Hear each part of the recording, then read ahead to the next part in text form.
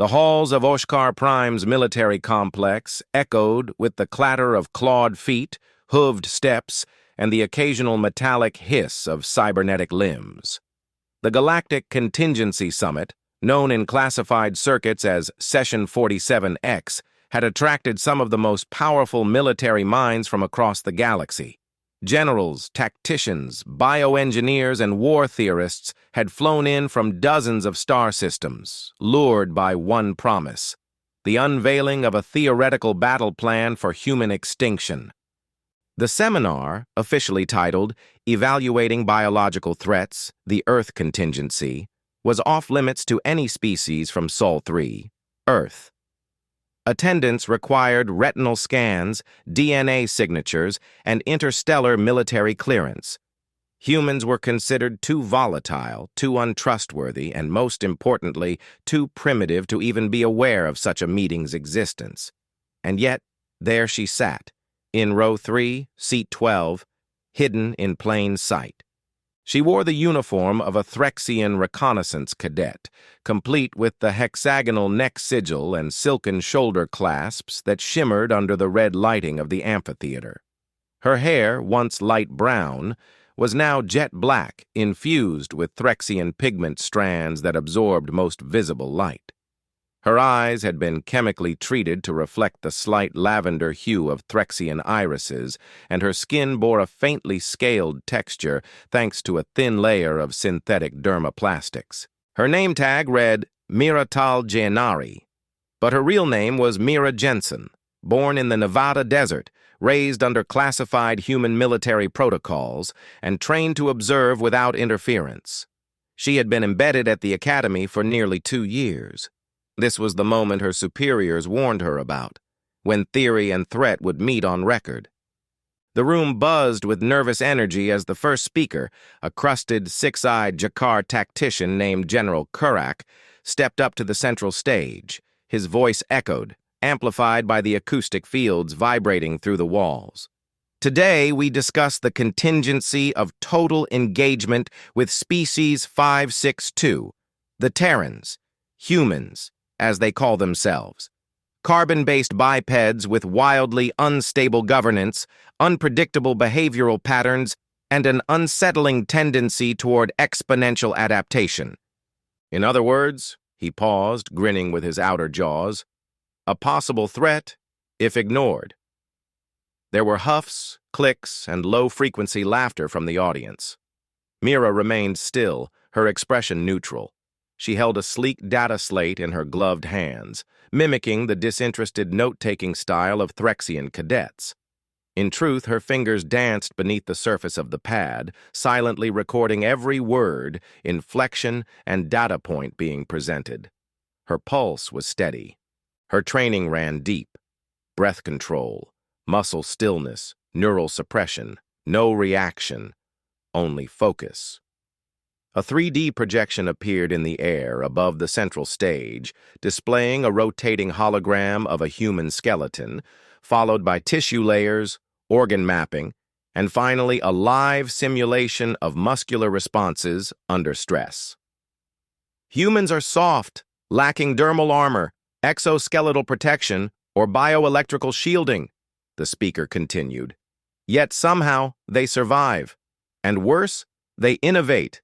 Our simulations indicate that within 10 solar years, unchecked Earth expansion could destabilize 5 minor sectors. The screen changed again.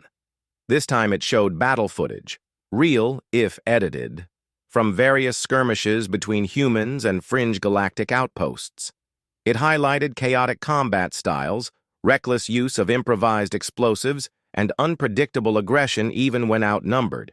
The footage was selected to dehumanize, to frame the Terrans as unhinged beasts rather than strategists. Mira recognized a few clips. One, in particular, showed her older brother during a mission on Delta Kefra Fef, ducking behind a smoldering hovercraft and throwing a makeshift mine. She tightened her grip on the data slate just for a second, then relaxed again. The second speaker took the podium, a serpentine being from the Krathzul lineage. She moved with fluid grace, her voice lilting and soft, belying the venom in her words. Humans are emotionally erratic. Their brains prioritize bonds and memories over logic and protocol. They hesitate at key moments. They cling to ancient rituals, funerals, familial vows, even storytelling. The room chuckled again. They're children with knives. Mira's eyes flicked to the side. A bulky Jaharan warrior beside her tapped something into his device, probably forwarding the recorded presentation to his commander. Behind her, a group of Neruvian strategists exchanged bets on how many seconds a human would last in a Venari arena. The number hovered between 12 and 20. Mira mentally noted every face, every voice. She wasn't angry. Not yet. She had come here to listen. As the third hour rolled in, refreshments were served. Steaming platters of volatile meats, neural nectar from Gliesa moons, and oxygen-safe toxin shots. Mira declined all of it. She had synthesized enough Threxian bile in her bloodstream to fake allergy reactions to most offerings. Besides, she needed to stay sharp. The next segment was labeled Applied Termination Scenarios, and it would be led by none other than Admiral Voss Heron of the Centaur Collective, known for his brutality and disdain toward organic life. When he appeared, cloaked in ceremonial armor etched with the names of conquered planets, the room fell into silence. His voice was deep, resonant, and utterly devoid of empathy. If the humans become hostile, diplomacy is futile. You do not reason with a wildfire. You contain it, and if that fails, you eliminate the source. Mira had heard enough by this point to understand the tone of the summit. This wasn't academic theory. This was the prelude to policy. She watched as Admiral Heron triggered a simulation called Project Scorch. It showcased a planet-wide assault on Earth, orbital strikes on major cities, bioweapons seeded into oceans, EMP clouds to collapse digital infrastructure. It was clean, efficient, horrifying. Still, no one noticed the cadet in row 3. No one paused to question the silent Threxian with the too straight spine, the too steady breath, or the flicker of human intensity buried beneath an expressionless face. Mira was a ghost in the crowd, a shadow with teeth. She wasn't here to stop the summit, not yet. Her orders were clear: gather, witness, and evaluate the threat level. But she had started to feel something she hadn't anticipated. Not fear, not even anger. She felt contempt. Not for the aliens who wanted her people dead, but for their arrogance.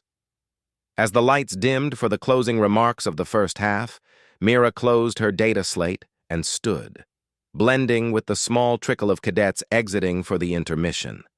No alarms, no stares, no recognition. The hunter was still invisible, but that wouldn't last long. Mira stood at the edge of the corridor just beyond the grand amphitheater, her posture deliberately casual as she leaned against a crystalline pillar designed to reflect the Academy's honor symbols. The intermission gave her the opportunity to observe, to listen without speaking. Around her, officers from every known quadrant mingled in small clusters, their voices hushed but intense. Strategies were exchanged in coded dialects, while others laughed over cruel hypotheticals about handling Terrans. She made a note of which species spoke of extermination with detached professionalism and which ones expressed pleasure at the idea. The latter disturbed her more. It wasn't war they discussed.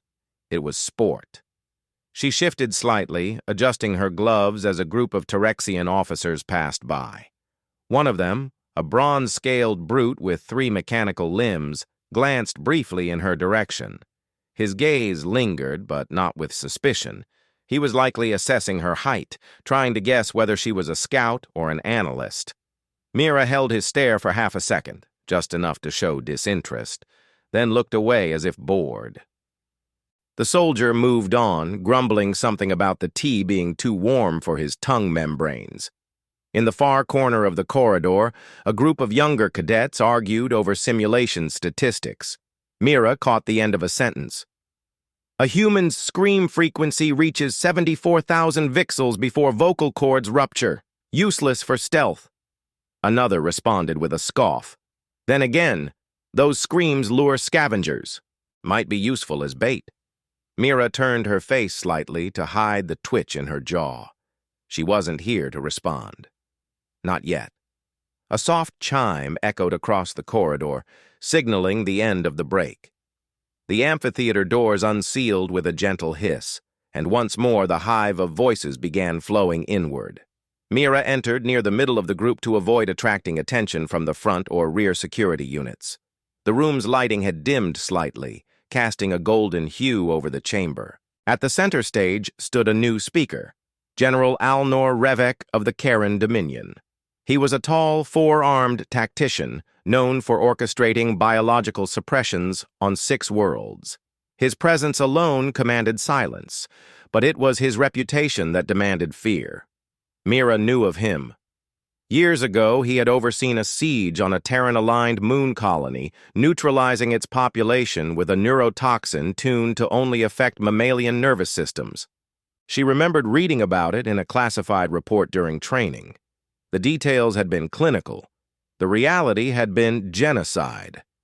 Revek activated a set of holographic panels around him. The screens displayed synchronized feeds, maps of Earth's continents, military bases, orbital infrastructure, atmospheric weaknesses, population clusters, and communication satellites.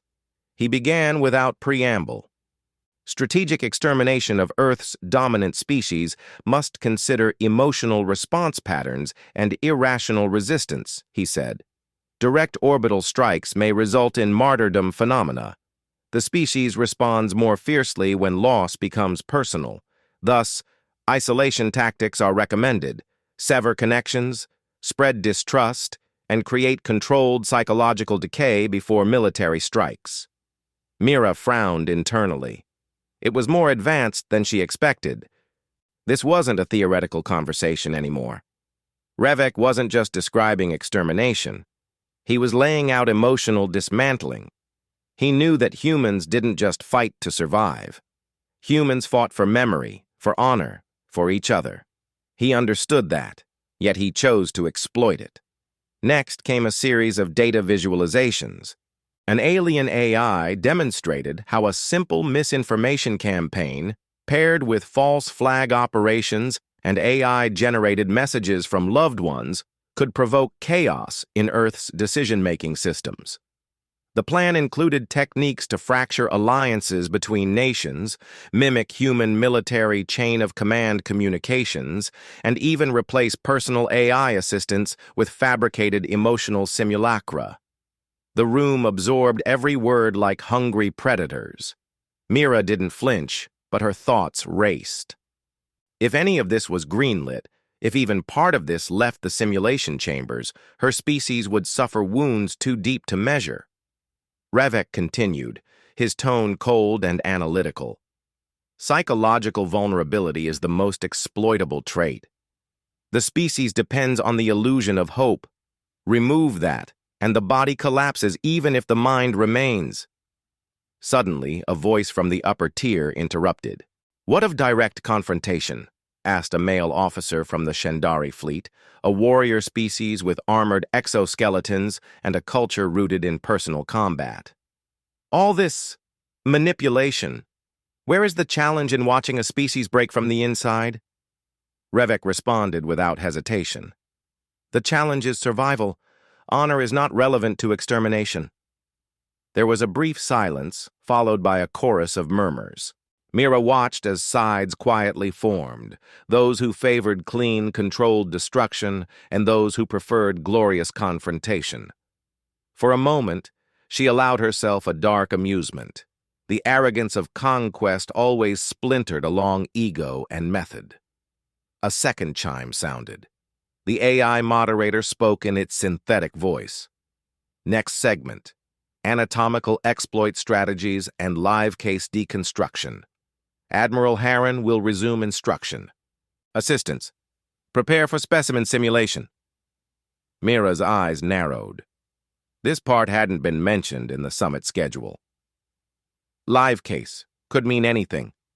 Her gloved fingers flicked beneath her slate, decrypting the hidden layer of the presentation file through a cloaked interface.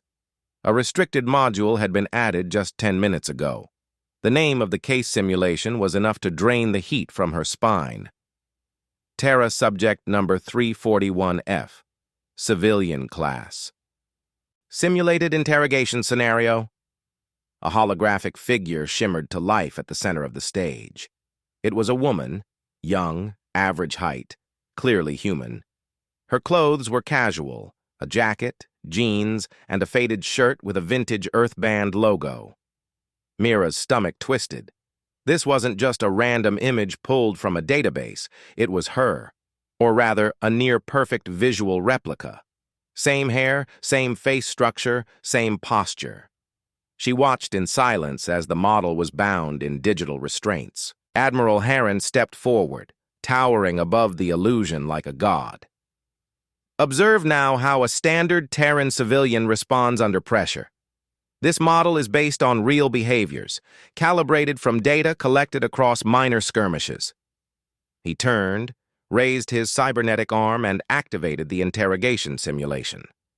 What followed was clinical brutality. The AI-powered illusion twitched, responded, cried.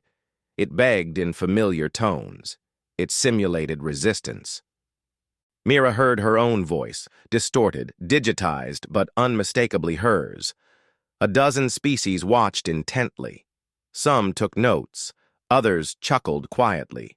One even leaned forward and whispered, "So fragile." Mira clenched her hands beneath the desk, her knuckles whitening within her gloves. She couldn't move. Not yet. Her mission still held. But something shifted within her in that moment. Not fear, not pain, but a terrifying clarity. She realized she had underestimated just how far these generals were willing to go. They didn't see humans as a threat to be respected. They saw humans as puzzles to be solved, unraveled, and disposed of. When the simulation ended, silence hung heavy in the chamber. No applause, no commentary, only quiet approval.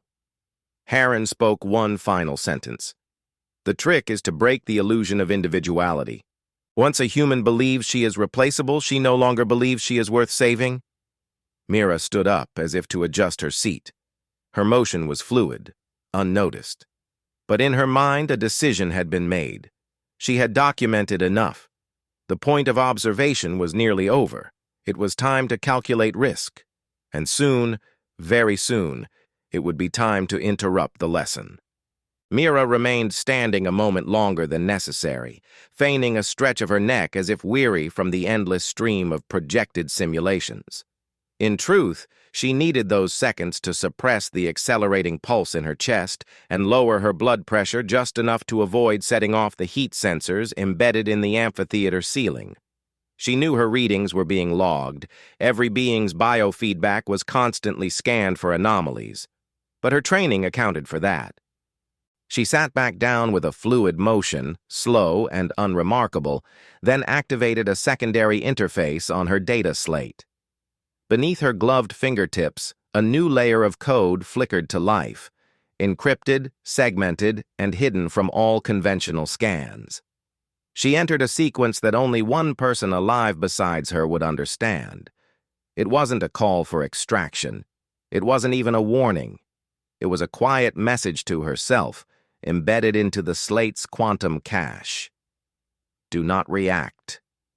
But do not forget.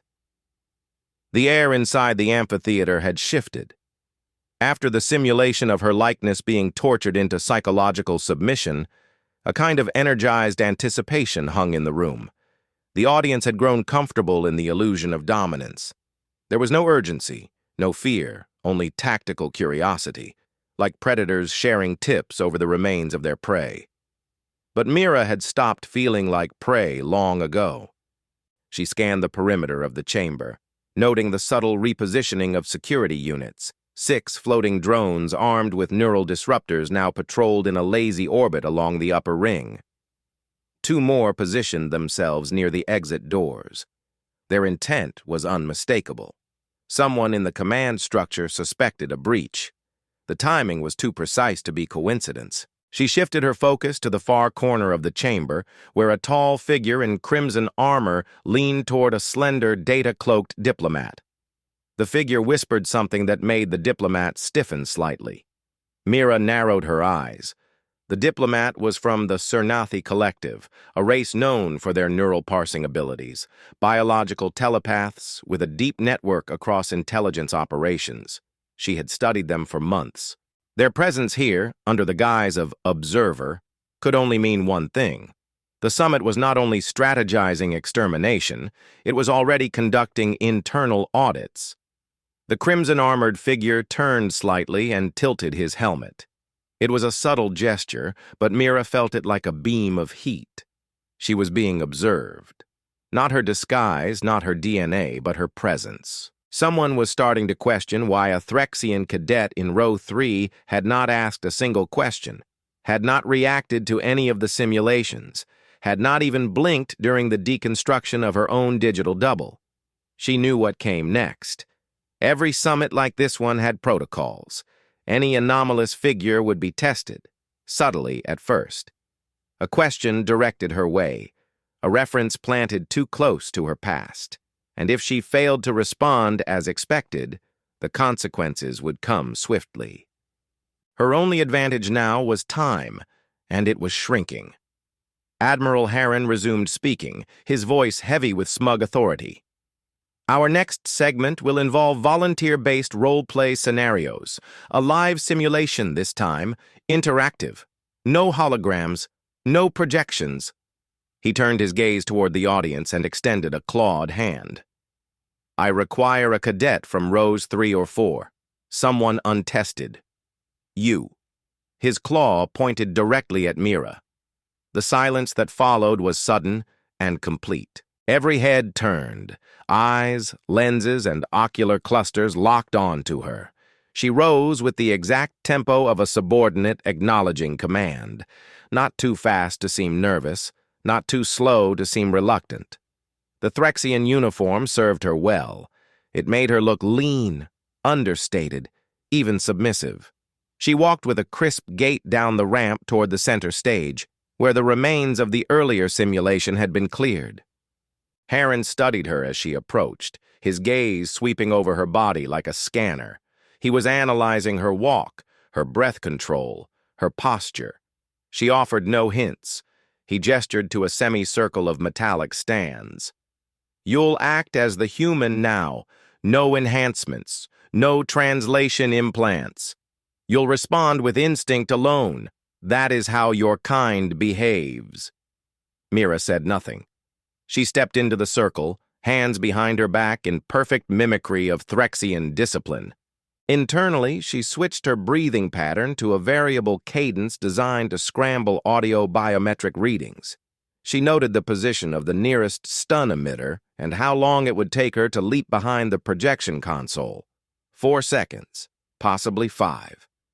The Admiral tapped a control plate, and a new figure stepped onto the stage. It was a cadet from the Graval species, brutish and dense, with 2 mouths and bone plating across his arms. He grunted as he approached her, his eyes flicking across her frame with amusement. The simulation is this, Harron explained to the audience. Interrogation of a human insurgent captured near an extraction zone. No prior contact, minimal context. What will she reveal when pressure is applied? The Graval stepped into position, cracking his knuckles. Mira stared forward, eyes slightly unfocused as if confused.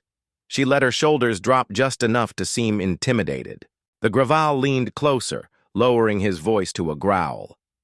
Name? She blinked once, slowly. Mira Tal Janari, she said using the Threxian cadence. Her voice had no tremor. Wrong answer, he snarled. Terrans always lie first. He stepped closer and grabbed her arm. Mira allowed it, barely. His grip was strong but not practiced. He didn't expect resistance. She stared at the side of his neck, where a faint pulse beat beneath a thinner segment of his plating. One strike there would render him unconscious in 9 seconds. She catalogued it and waited. The audience watched silently. Harren folded his arms. You are a Terran. Your body language, your hesitation, your scent. Do not insult our intelligence. Mira tilted her head slightly. If I am, she said softly, why am I not afraid? The room tensed. It was subtle, almost imperceptible, but a ripple passed through the air. The Graval snarled and shoved her backward. She stumbled slightly, exaggerating the motion, and caught herself on one knee. Then something unexpected happened. From the back row, a voice rang out. Sir, I recognize her. Every eye turned to the source. It was the crimson-armored figure. He began walking down the tiered steps, slow and deliberate. As he removed his helmet, Mira's breath caught for the first time. She knew that face. It was Commander Varric Thal, the most decorated bounty officer of the Cernathi border worlds, presumed dead 2 years ago in a classified Terran engagement. She had read his dossier, studied his tactics, but she had never seen his face in the flesh. He smiled without warmth. She was there on Kefra 5th, he said. The one who detonated the comm relay and vanished into the river. She's not Threxian, she's human, and she's been listening. The audience gasped. Harren stepped back. The Graval raised a fist, but it was too late. Mira moved like lightning. Her elbow snapped upward into the Graval's throat, then twisted out of his grip and struck the pulse point. As he fell, she dove toward the stage's power console. A flick of her wrist activated the override beacon embedded in her slate. Light across the amphitheater flickered, and the main shield generator collapsed in a cascading hum. She turned toward Harren. You just taught the galaxy how to kill my people, she said. Let me show you what one of us looks like when she listens carefully. Then she vanished in a blink of refracted light. Her cloak finally activated, and the room erupted into chaos. The first seconds after Mira vanished were the most crucial. Confusion spread through the amphitheater like a biological contagion, visceral, disorganized, panicked. Dozens of species reacted at once, but none moved in coordinated formation. Alarms shrieked from hidden panels, and suppression drones lurched upward, their algorithms struggling to recalibrate in the absence of shield integrity.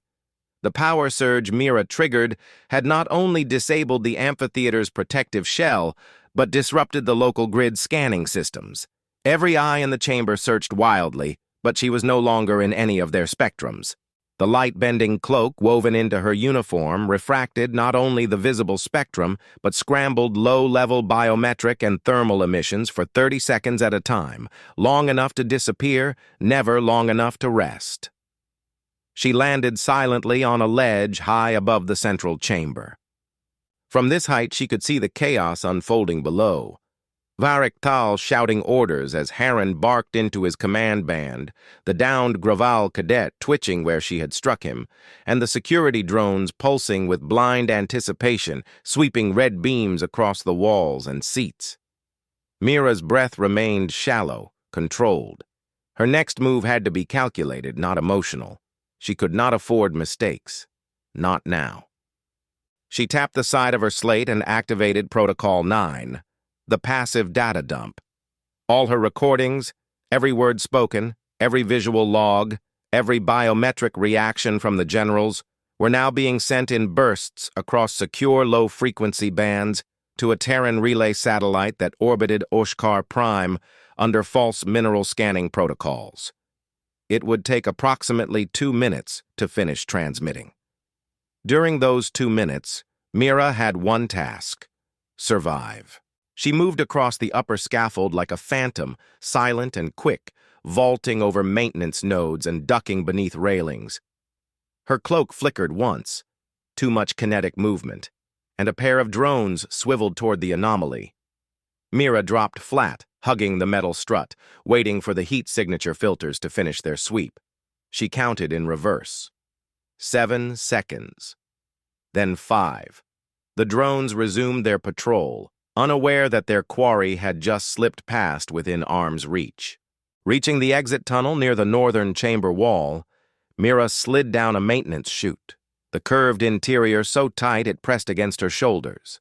It spat her out into a narrow corridor behind the projection chambers, where thick cables and power conduits hummed along the floor like living veins. She ducked behind a cooling unit and peeled off her Threxian shoulder clasps. The adaptive cloak dissolved into a neutral-toned body rig that reflected light more subtly now, less shimmering illusion and more practical stealth. The facade was gone. Mira Jensen, human infiltration specialist, was fully exposed for the first time in 2 years. Footsteps echoed from behind. Heavy, deliberate. Not drones. Boots. Military. Mira turned her head slightly and saw Varric Thal's silhouette moving into the passage. He was alone. Of course he was. He had always preferred his prey to be cornered. She remembered his psychological profile, arrogance wrapped in logic, patience fed by cruelty. He knew she would not run. He expected a confrontation. "You should have stayed a ghost," he said, his voice calm. "You were safer that way. We all were." She didn't answer. She stepped into the light. No more hiding. Her voice was steady. "And you should have stayed dead." He smiled faintly. "That mistake was yours. Kefra V was chaos. You should have confirmed the kill." He lifted a sleek projectile weapon, Cernathi design. Quiet, fast, chemically bonded to his own neuropatterns. One shot, and it would pierce most standard armor. But Mira hadn't come this far without preparation. She darted to the right, diving behind a wall panel, then dropped a pulse grenade into the narrow space between them. It didn't explode. It shimmered, emitting a wave of pure static energy. His weapon failed to fire. Varric cursed and dropped the gun, lunging forward instead. She met him in a clash of forearms and grit, ducking beneath his first strike and slamming her palm into his ribcage. He countered with an elbow to her jaw. She staggered, pain flashing behind her eyes. But it was familiar pain, manageable, expected. She used the momentum to twist around him and drive her heel into the back of his knee. He buckled.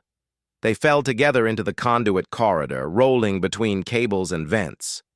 He recovered fast, his hands like iron as he tried to pin her wrists.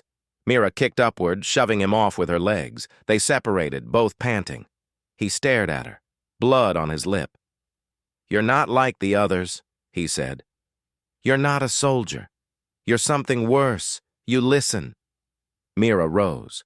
"You talk too much," she charged. He tried to sidestep, but she anticipated it, feinting left before landing a clean strike to his solar plexus. His breath caught. She drove her knee upward, then her elbow downward, one after another, until he slumped against the wall, semi-conscious. She leaned close, her voice low and sharp. "You underestimated us.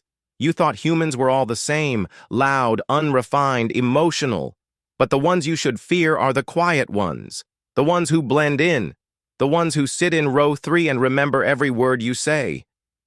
He laughed weakly, even as blood pooled between his teeth. "You think Earth will survive? One girl and a recording?" Mira stood, activated her slate, and showed him the signal status. Transmission complete. "I don't need Earth to survive you," she said. "I just need Earth to know." She turned and ran. Emergency lighting now flooded the corridors, casting everything in crimson and gold. Automated bulkheads had begun sealing lower access levels. Mira sprinted through 2 before the third slammed shut inches behind her. Her lungs burned, her body ached, but she didn't slow. She needed to reach the upper docking platform, Platform 7, a disused hangar scheduled for renovation.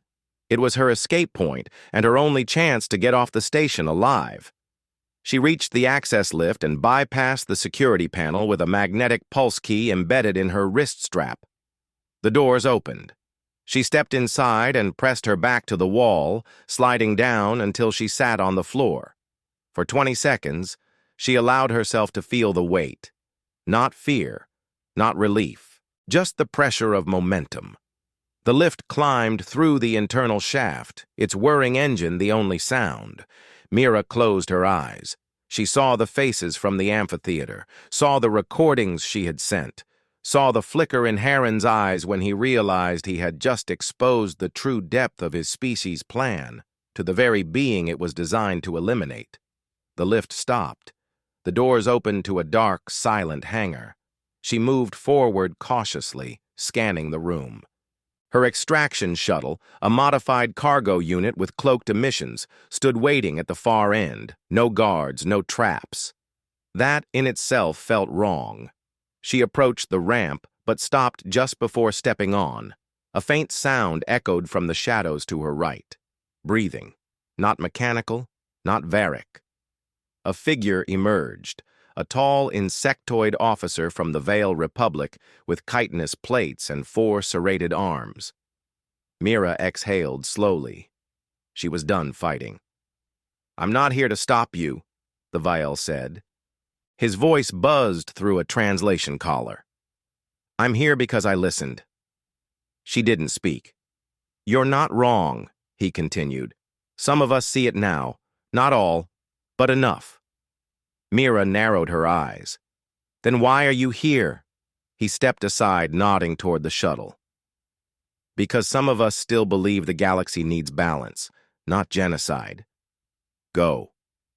She hesitated, then walked past him, her muscles coiled in case it was a trap. But the Veil didn't move. As she ascended the ramp, he added, "Row 3. A quiet seat, but a dangerous one." She paused at the threshold. "More dangerous than the stage." Then she vanished into the shuttle. The hatch sealed. The engines flared to life. And Mira Jensen, the human the galaxy tried to forget, left Oshkar Prime behind, with war on her heels and truth in her hands. The stars stretched into blurs outside the shuttle's viewport as the ship tore through sublight space, riding a fractured trajectory Mira had pre-programmed into the nav core before ever stepping foot inside the summit hall. Each jump was calculated to avoid tracking systems used by the military sectors surrounding Oshkar Prime. She knew she had minutes, maybe hours, before a kill order was circulated to every bounty circuit in the quadrant. Her face, once hidden behind synthetic scales and implanted irises, would now be cataloged across databases under a dozen different threat codes. But she was no longer hiding. She was done surviving in silence.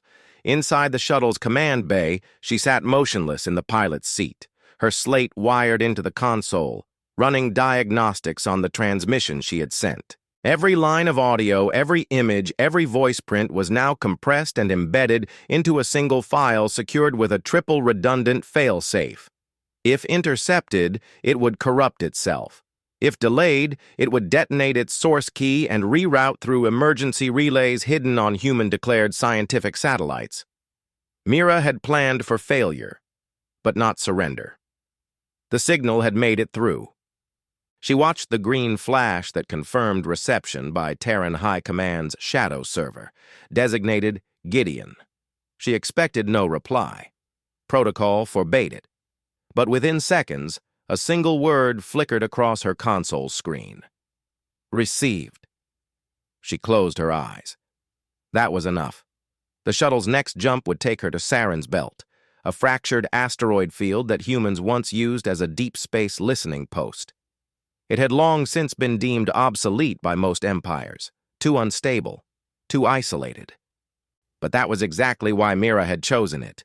She needed a place to vanish, just long enough to watch the galaxy react, and it reacted faster than she anticipated. Before her shuttle completed its 5th jump, she intercepted open-band military chatter coming from the fringe worlds of the Ventari League. The summit's data leaks were spreading. A portion of her footage had made it onto black market intelligence channels and was now being discussed in underground forums, mercenary feeds, and renegade news chains. Some dismissed the footage as fabricated human propaganda.